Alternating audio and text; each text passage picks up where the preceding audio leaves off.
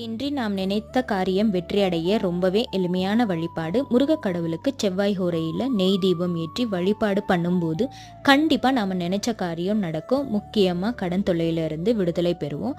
பொதுவாகவே கடன் அடைக்கிற நாளுன்னு சொல்லக்கூடிய நாள் தான் செவ்வாய்க்கிழமை. செவ்வாய்க்கிழமையில் கடன் அடைக்க ஆரம்பித்தா கடகடன் அடைக்கலாம். ஹோரை நேரம் காலையில் 6லிருந்து 7, மதியம் 1லிருந்து 2, சாயங்காலம் 6லிருந்து 7 ஏதாவது ஒரு நேரத்தில் பூஜையை பண்ணிக்கலாம். நெய் வைத்தியமாக பாசிப்பருப்பு பாயாசம் படைச்சி வழிபாடு பண்ணிக்கலாம். யார் பேரில் அதிகமாக கடன் இருக்கோ அவங்க இந்த இரண்டாவது வழிபாட்டை செய்யலாம்.